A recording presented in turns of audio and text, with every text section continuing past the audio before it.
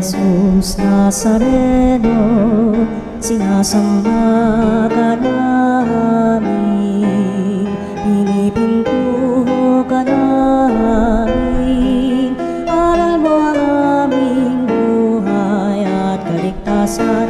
Nuestro Padre Jesus Nazareno, iligtas mo kami sa kamatayan, ang krus mong pinamatayan ay sagisag ng aming kaligtasan. Nuestro Padre Jesus Nazareno, dinarangal ka namin. Nuestro Padre Jesus Nazareno, inulwalhati ka namin. Nuestro Padre Jesus Nazareno, inarangal ka namin. Nuestro Padre Jesus Nazareno, inulwalhati ka namin.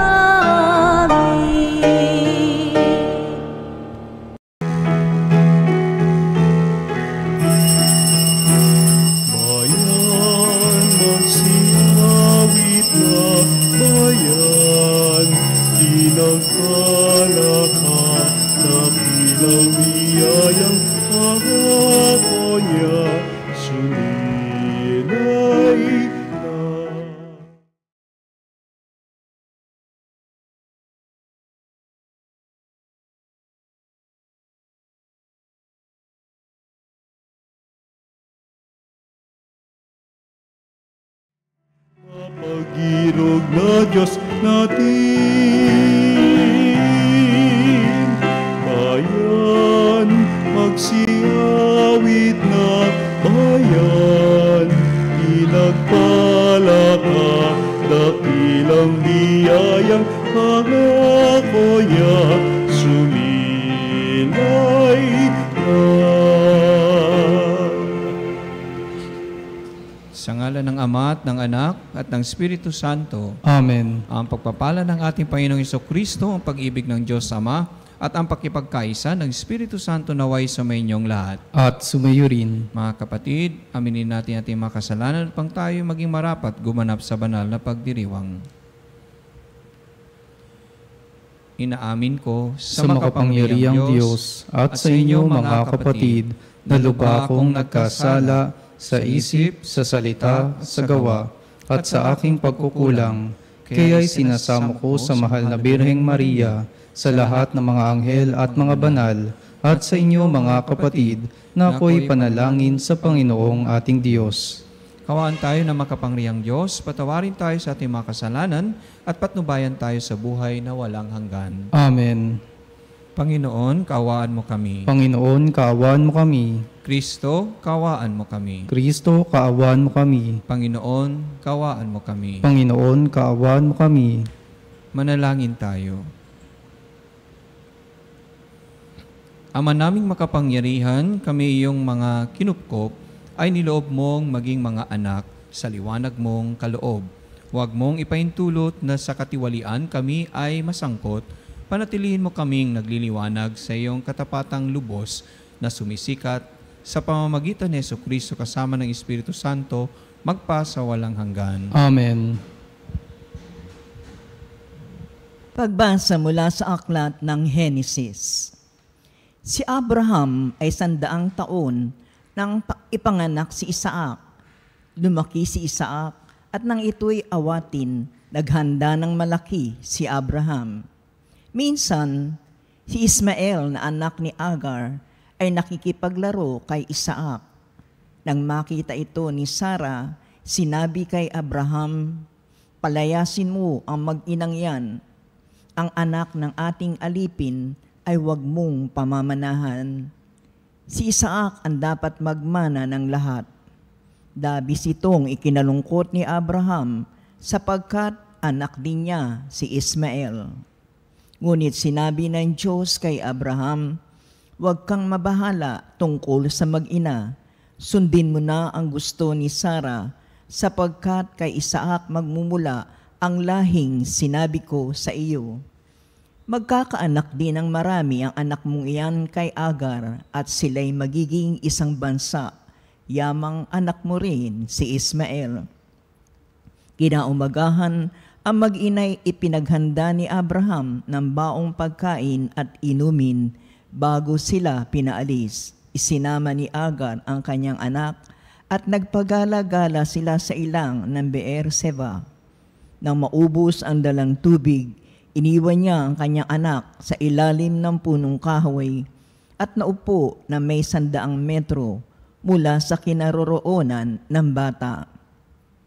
Wika niya sa sarili, "Di ko matitiis na makitang mamatay ang aking anak." Samantalang nakaupo siyang nag-iisip, umiiyak naman si Ismael. Ito'y narinig ng Diyos at nagsalita mula sa langit ang anghel ng Diyos. "Agar, anong bumabagabag sa iyo? Huwag kang matakot. Narinig ng Diyos ang iyak ng iyong anak. Lapitan mo siya at patahanin. Gagawin kong isang dakilang bansa ang kanyang lipi." Pinagliwanag ng Diyos ang kanyang paningin at nakita niya ang isang balon. Pinuno niya ng tubig ang dalang sisidlan at pinainom ang bata. Hindi pinabayaan ng Diyos si Ismael. Siya'y lumaki sa ilang ng paran at naging mahusay na mangangaso. Ang salita ng Diyos. Salamat sa Diyos. Dukhang sa Diyos tumatawag ay kanyang inililigtas. Dukhang sa Diyos tumatawag ay kanyang inililigtas. Tumatawag sa Diyos ang walang pag-asa. Sila'y iniligtas sa hirap at dusa. Anghel ang bantay sa may takot sa Diyos. Sa mga panganib, sila'y kinukupkup. Dukhang sa Diyos tumatawag ay kanyang inililigtas. Matakot sa poon, kayo, kanyang bayan, nang makamtan ninyo ang lahat ng bagay. Kahit mga leon ay nagugutom din, sila'y nagkukulang sa hustong pagkain. Ngunit ang sinuman ang poon susundin sa anumang bagay, hindi kukulangin. Dukhang sa Diyos tumatawag ay kanyang inililigtas. Lapit ako'y dinggin mga kaibigan, at kayo ngayoy aking tuturuan na ang Diyos ay dapat nating katakutan. Ang buhay masaya at mahabang buhay, di ba ninyo gustong inyong maranasan? Dukhang sa Diyos tumatawag ay kanyang inililigtas.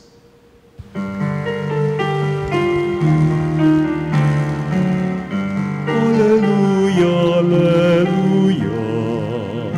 Alleluia, alleluia. Alleluia.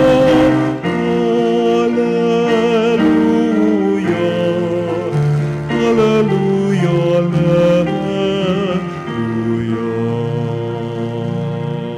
Magulang natin Diyos Ama, anak ng salita niya, tayong mga aning una. Alleluia, alleluia.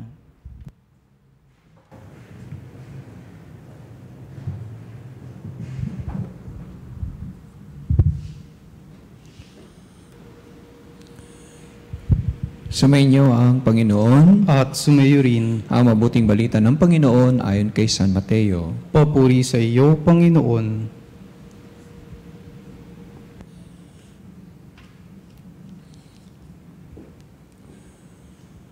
Noong panahong yon, nang dumating si Jesus sa ibayo, sa lupain ng mga Gadenero, sinalubong siya ng 2 lalaking galing sa libingan.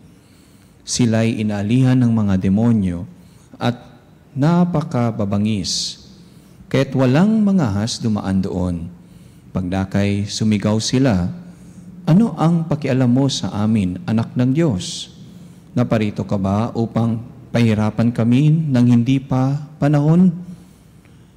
Sa di kalayuan ay may malaking kawan ng baboy na nangingingain at namanhik sa kanya ang mga demonyo. "Kung kami palalayasin mo, bayaan mo kaming pumasok sa mga baboy na iyon."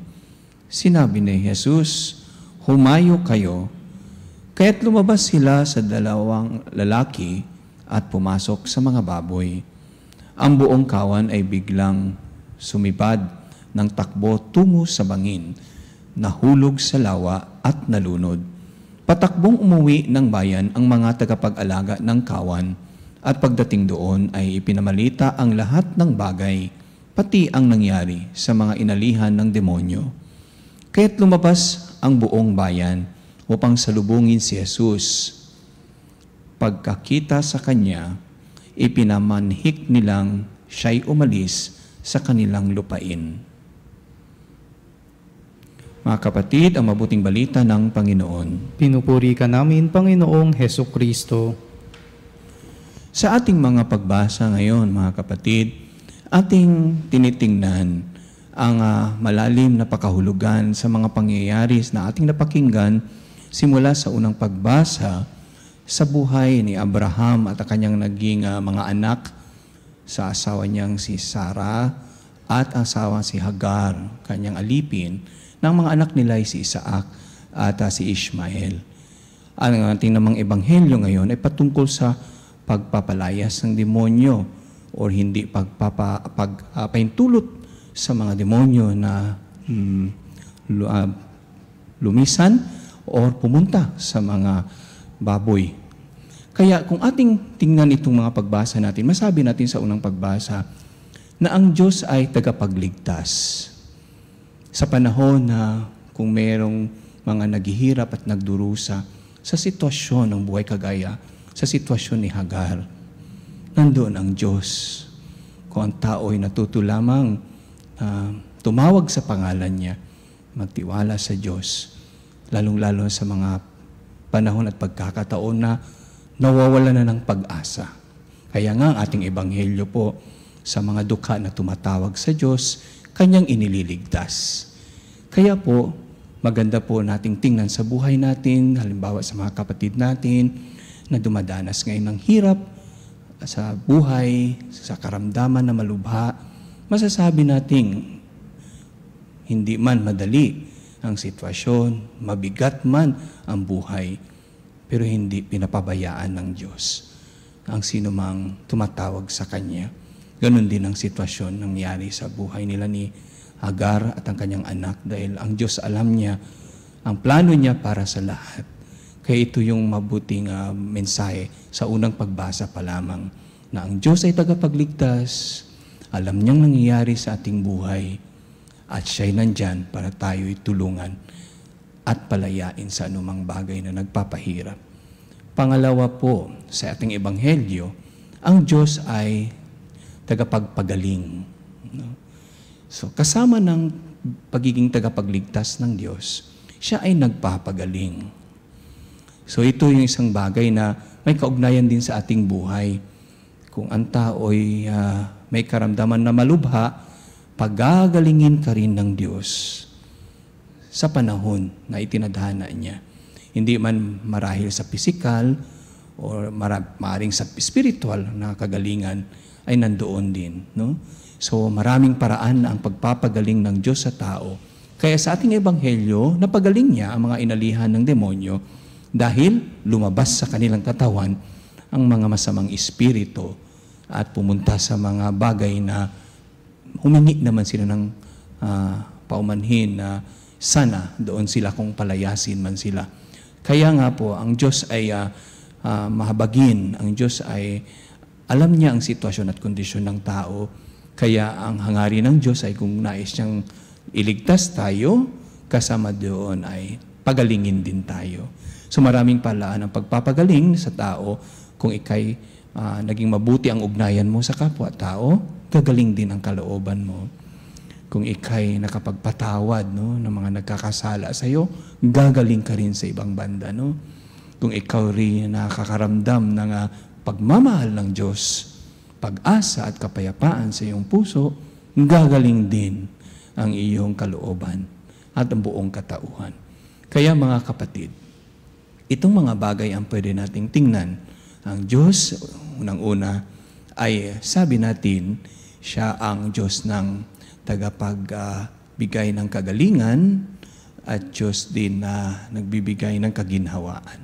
Kaya sa pagpatuloy natin sa ating banal na misa, magsilbi nawang inspirasyon ang ating mga pagbasa ngayon, ang mensahe na ating narinig, na naway tayo mismo, kung tayong nakaranas na mga bagay na tayo'y natulungan ng Diyos, napagaling ng Diyos, ay tayo din maging instrumento ng kabutihan, kagalingan para sa iba nating mga kapatid na naghihirap at nagdurusa sa buhay.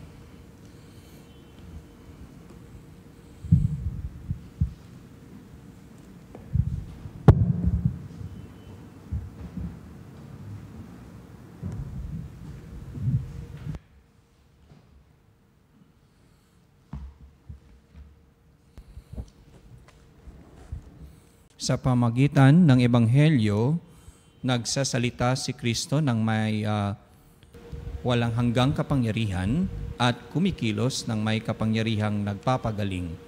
Sa pamagitan niya, manalangin tayo ng may pananalig.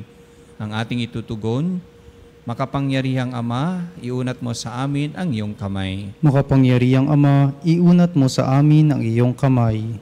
Ang simbahan, sa pamamagitan ng kanyang mga pastol, naway maging tunay na lingkod ng pagpapagaling at pagkakasundo. Manalangin tayo sa Panginoon. Makapangyarihang Ama, iunat mo sa amin ang iyong kamay.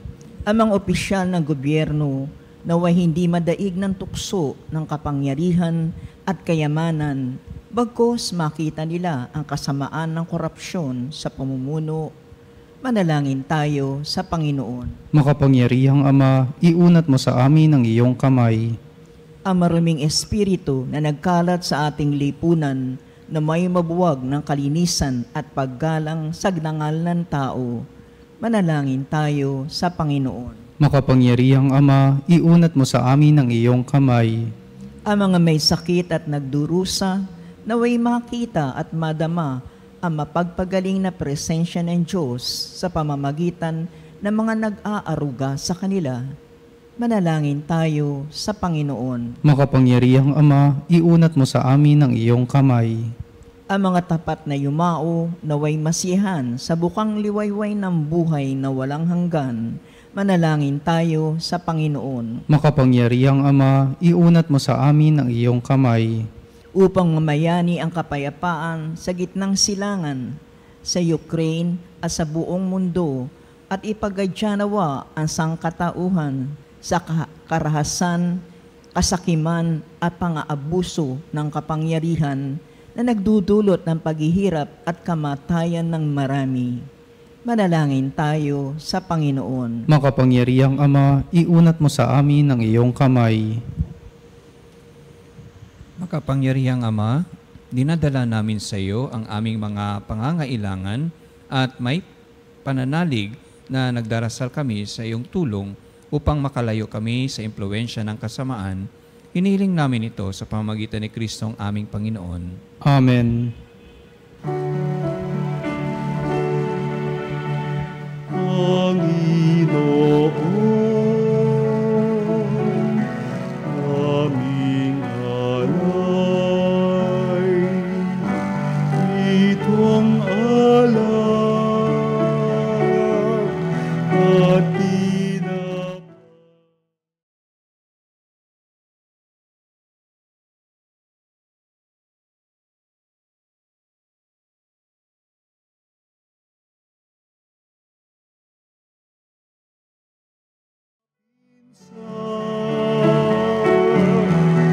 Iyong kamay, alay namin, aming buhay, bawat dalak at lumbay, bawat pangarap namin taglay sa palad mo ilalagay.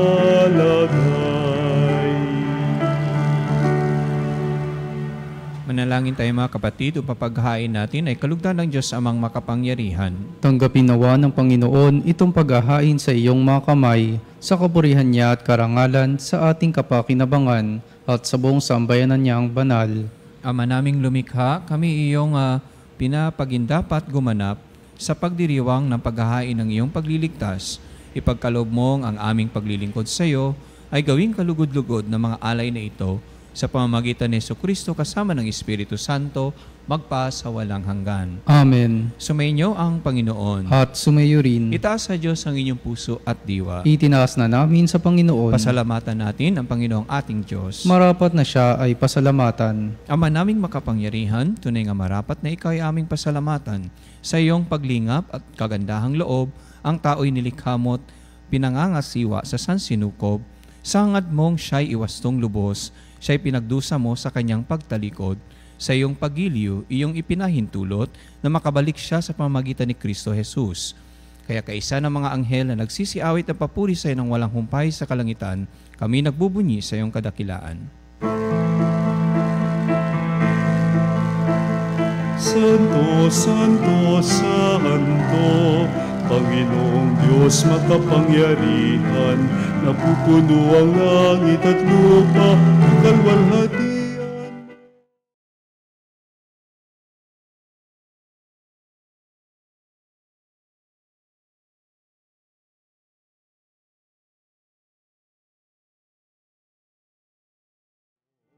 Sa ngalan ng Panginoon, Hosana sa kaitaasan.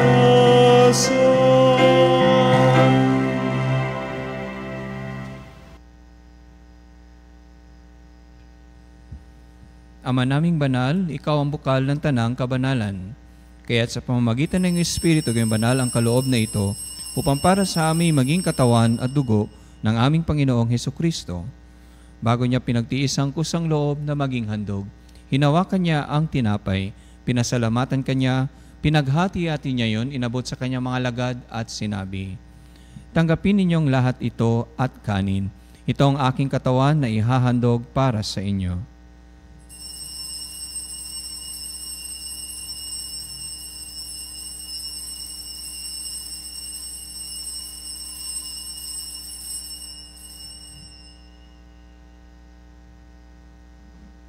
Ngayon din naman, nung matapos ang hapunan, hinawakan niya ang kalis, muli kanyang pinasalamatan.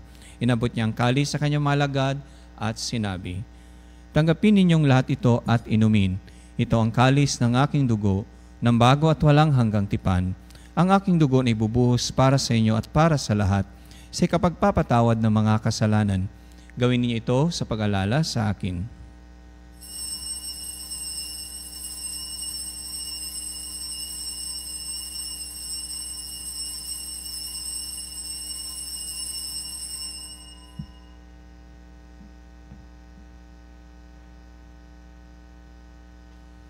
Ipagbunyin natin ang misteryo ng pananampalataya. Si Kristo ay gunitain, sarili ay inihain.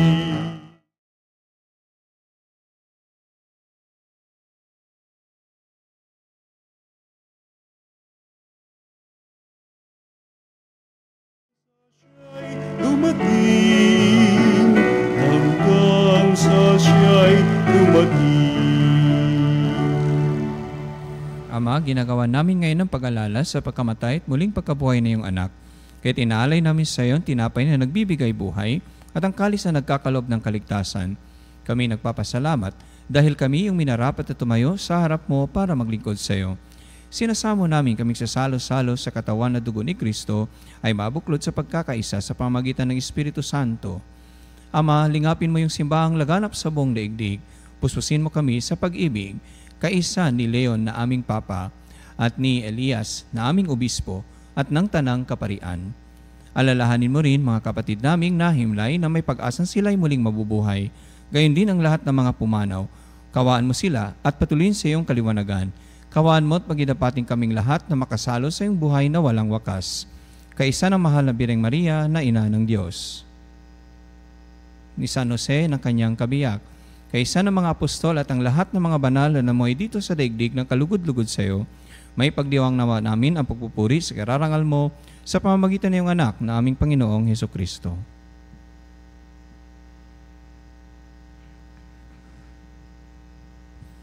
Sa pamamagitan ni Kristo, kasama niya at sa Kanya, ang lahat ng parangal at papuri sa iyo, Diyos amang makapangyarihan, kasama ng Espiritu Santo, magpa sa walang hanggan.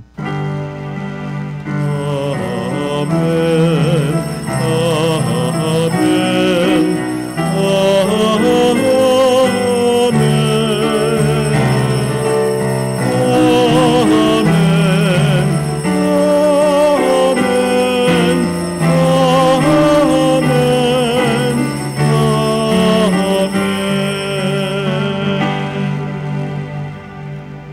Sa tagubili na nakakagaling na utos sa turo ni Jesus sa Panginoon natin at Diyos, ipahayag natin ng lakas loob.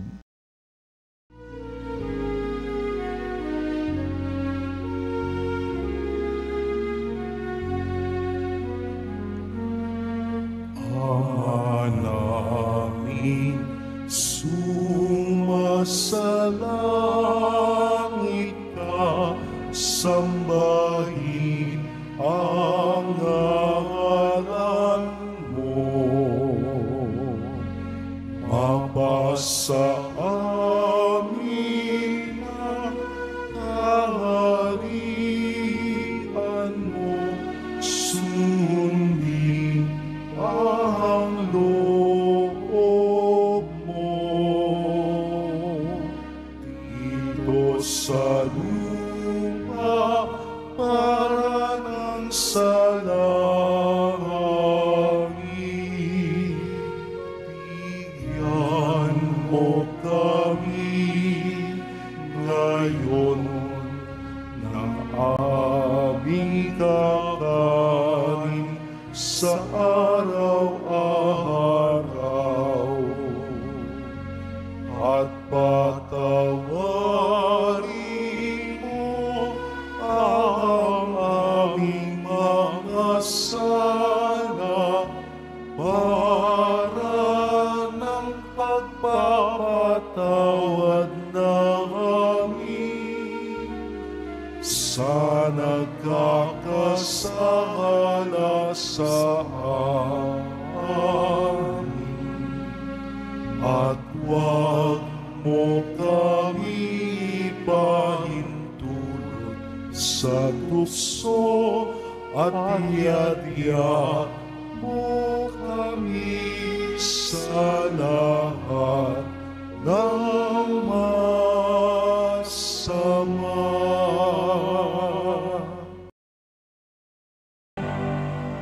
Hiniling namin kami adya sa lahat ng masama. Pagkalooban ng kapayapaan araw-araw, iligtas sa kasalanan at ilayo sa lahat ng kapamakan. Samantalang aming pinananabikan dakilang araw ng pagpapahayag ng tagapagligtas naming si Hesukristo. Sapagkat iyo ang kaharian at ang kapangyarihan at ang kapurihan, magpakailanman. Amen. Panginoong Hesukristo, sinabi mo sa iyong mga apostol, kapayapaan ang iniwan ko sa inyo, aking kapayapaan ang binibigay ko sa inyo. Tungayan mo ang aming pananampalataya at huwag ang aming pagkakasala.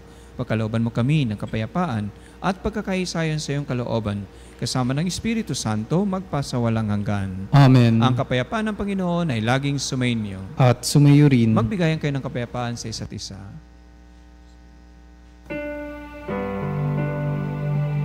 Cordero ng Diyos, na nag-alis ng mga kasalanan ng sanlibutan.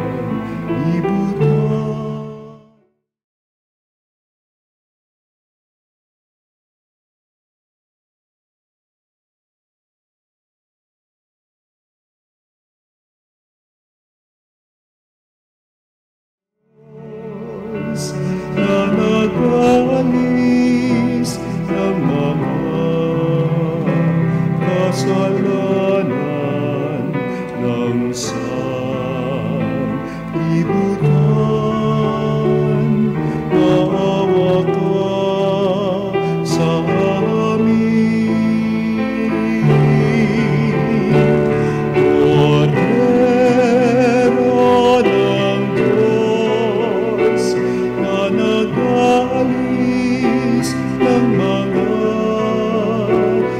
kasalanan ng sanlibutan, ipagkaloob mo sa amin ang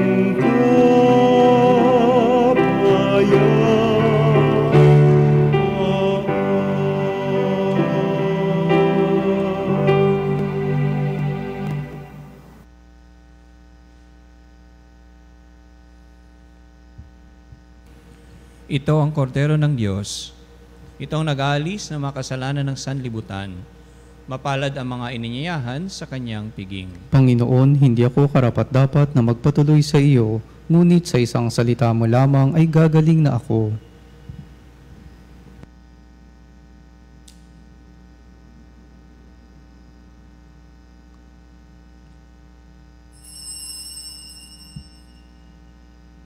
Mga kapanalig, ating dasalin ang komunyong espiritual. O Jesus, nananalig ako sa pananahan mo sa kabanal-banalang sakramento. Minamahal kita higit sa lahat at hangad ka ng aking kaluluwa. Hindi ko man matatanggap ngayon ang iyong katawan at dugo, inaasahan ko na patuloy kang mamumuhay sa aking puso. Naniniwala ako na narito ka at kaisa ka ng aking buong pagkatao. Huwag mong ipahintulot na mawalay ako sa iyo. Amen. Panalangin sa karangalan ng Nuestro Padre Jesus Nazareno. O Jesus Nazareno, katamis-tamisan naming manunubos, sa harap mo ngayon naririto kami't nangangayupapa at nagsisisi ng taos-puso sa aming pagiging walang turing sa iyo at paglimot sa di mabilang na mga biyaya mo, lalong-lalo na yaong mahalagang biyaya ng pagtutubos. Dinaramdam namin at pinagsisisihang labis, Panginoon ko, ang pagkakasala namin sa iyo. Ikinalulungkot namin ang pagiging dahilan ng pagpapasan mo ng krus na iyan sa gitna ng mga hirap at kapaitan, hanggang sa inihandog mo ang iyong buhay sa bundok ng Kalbaryo, sa pagkaibig mo lamang na matubos kami at ang sangkatauhan mula sa sala. Pakabanalin mo, O Panginoon, ang aming pagnanais at ipagtanggap mo sa amin ang iyong biyaya. Maging tagapamagitan nawa ang iyong ina, ang kalinis-linisang Birheng Maria.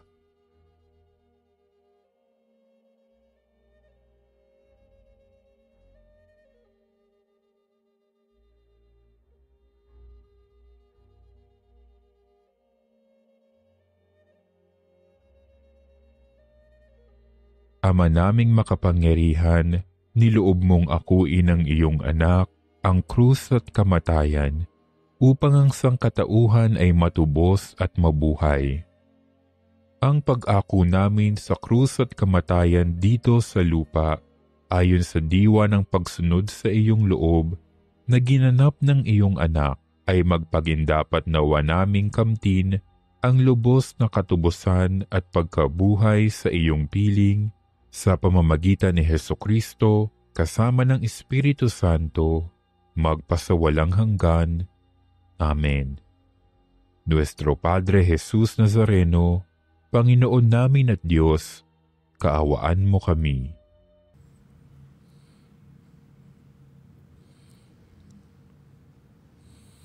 Ama naming mapagmahal, buhayin nawa kami ng aming inihain at pinagsaluhan, upang kaming pinagbuklod sa pag-ibig mo kailanman ay magkaroon ng bungang lagi naming maiaalay sa pamamagitan ni Jesucristo kasama ng Espiritu Santo magpa sa walang hanggan. Amen. Panalangin para sa lahat ng mga may karamdaman. Panginoon naming Diyos, Ikaw ang dakilang manggagamot at tagapagpagaling. Sa oras na ito, itinataas namin sa iyo ang lahat ng mga may sakit, pisikal man, emosyonal o espiritual. Hipuan mo po sila ng iyong mapaghimalang kamay at pagalingin ayon sa iyong banal na kalooban. Sa iyong mapagmahal na kamay, itinataas namin ang lahat ng may sakit. Ang mga dumaranas ng cancer at matinding karamdaman, sakit sa puso at mataas na presyon, diabetes at iba pang sakit sa dugo, sakit sa bato at atay, arthritis, rayuma at pananakit ng katawan, karamdaman sa baga tulad ng hika at pneumonia, trangkaso, lagnat at iba pang impeksyon, mental health conditions tulad ng depresyon at anxiety, COVID-19 at iba pang viral diseases, sakit sa mata, tenga at balat, paralisado at may kapansanan. Hipuin mo po sila, O Diyos, at pagalingin ayon sa iyong kalooban. Bigyan mo sila ng lakas na loob, pag-asa at kapayapaan sa kanilang laban. Gamitin mo ang mga doktor, gamot at iba pang paraan bilang daluyan ng iyong kagalingan. Gayon din ang lahat ng nagpapagal upang sila'y gumaling. Bigyan mo po sila ng lakas upang kayanin ang anumang sakit na kanilang pinagdadaanan. Ipagkaloob mo sa kanila ang kaginhawaan sa kabila ng kanilang paghihirap. Pagpalain mo rin po ang kanilang pamilya at mahal sa buhay na nag-aalaga sa kanila. Naway huwag silang mawalan ng pag-asa, kundi patuloy na magtiwala sa iyong pagmamahal at habag. Sa lahat ng may mabigat na dinadala, ipaalala mo sa kanila na hindi sila nag-iisa. Kasama kanila sa bawat sandali ng kanilang laban. Tulungan mo rin kaming maging instrumento ng iyong pagmamahal sa pamamagitan ng pagbibigay ng pag-alaga at suporta sa aming mga kapwa. Hinihiling namin ito sa pamamagitan ni Jesucristo, kasama ng Espiritu Santo, magpa sa walang hanggan. Amen.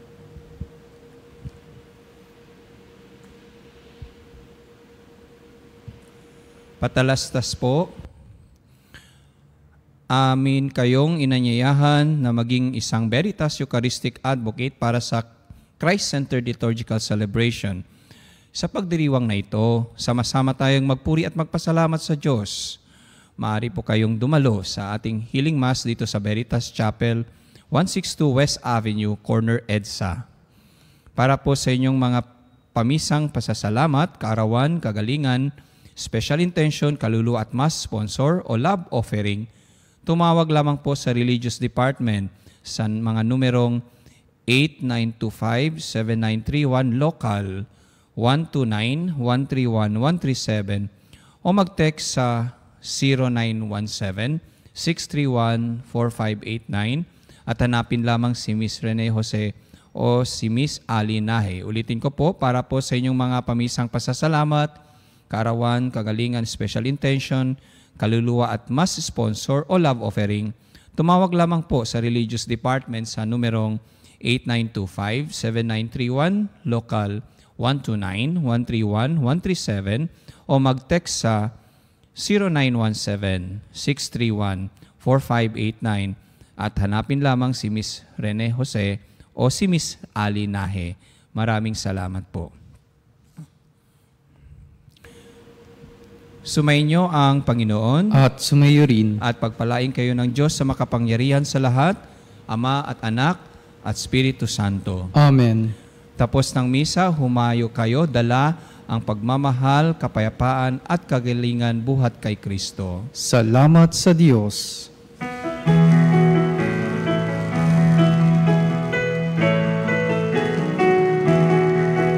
Magsinawit kayo sa Panginoon.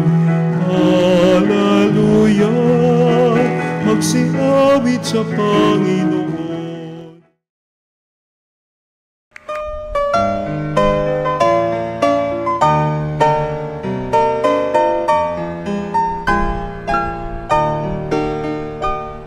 Nuestro Padre Jesus Nazareno, sinasamba ka namin, pinipintuho ka namin, aral mo ang aming buhay at kaligtasan.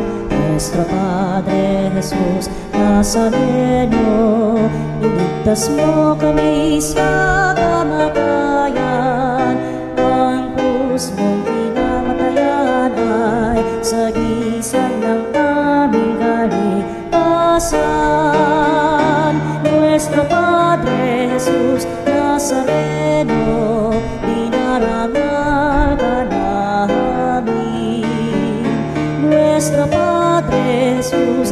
Nazareno, inulwalhati ka namin. Nuestro Padre Jesus Nazareno, inarangal ka namin. Nuestro Padre Jesus Nazareno, inulwalhati ka namin.